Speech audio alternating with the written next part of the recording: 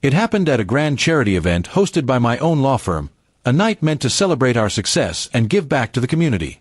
The ballroom shimmered with golden lights, filled with judges, clients, and business partners.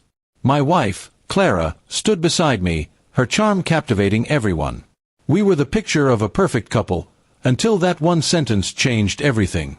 When one of the guests jokingly referred to her as Mrs. Raymond, Clara laughed loudly and said, "Stop pretending, we're not even married." The room froze for a second, then erupted in awkward laughter. My smile vanished as whispers began to spread like wildfire. She said it with such confidence, as if it were a joke, but to everyone else, it sounded like a confession. I tried to play along, laughing faintly, though my heart was pounding. Throughout the evening, I caught glances from my colleagues. People whispered, exchanged smirks, and avoided meeting my eyes. I had spent years building my reputation as a man of dignity, and in a few careless seconds, Clara had made me the subject of mockery. Inside, I felt humiliated and betrayed. I knew she had been distant lately, but I didn't expect her to publicly humiliate me like that. When we got home, I confronted her. She brushed it off, saying it was just a joke, and I was overreacting. But I could see in her eyes that it wasn't just a joke.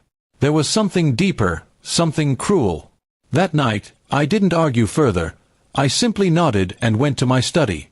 I stayed up until dawn, not with anger, but with quiet resolve.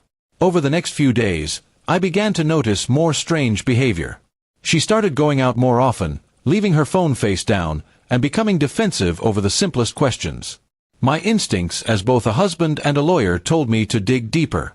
I hired a private investigator, someone discreet but reliable. Within a week, I had everything I needed: pictures, messages, and call logs. Clara wasn't just trying to embarrass me. She had been seeing another man for months, a business rival of mine. When I saw the proof, I felt a strange calm instead of rage.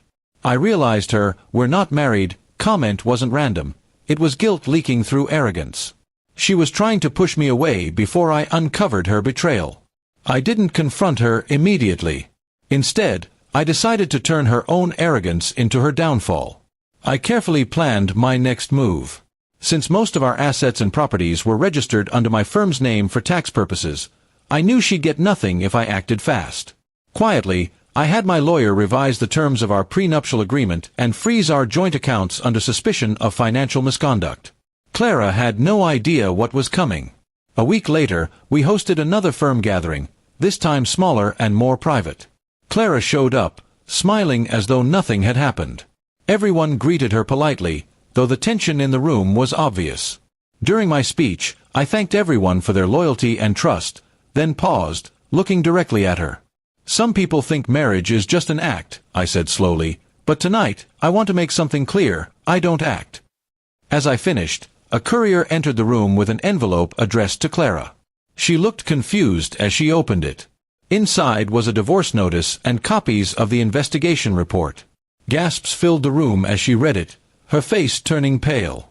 The same people who had laughed at me weeks ago now looked at her with disbelief and pity. Clara stormed out, shouting that I'd ruined her life, but I didn't respond. I had been ruined once already, and this was simply balance. Later that night, her lover's company suddenly lost its biggest legal client, us. Within months, his business began to crumble under legal pressure. I didn't even need to lift a finger.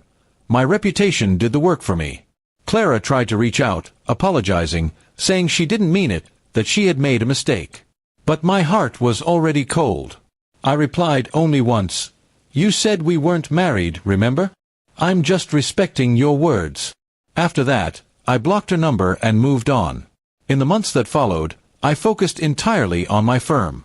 The same people who had once whispered behind my back now treated me with renewed respect.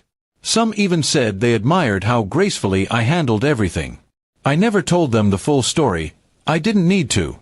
My silence spoke louder than any explanation. Eventually, I heard that Clara had left town. Her reputation was ruined, and her new relationship had fallen apart once the truth came out. I didn't celebrate it, but I didn't pity her either. Every action has a consequence, and she had simply met hers. That night at the event, when she mocked our marriage, everyone laughed. They thought she had humiliated me. But in the end, When the truth surfaced and she lost everything, I was the one who truly had the last laugh.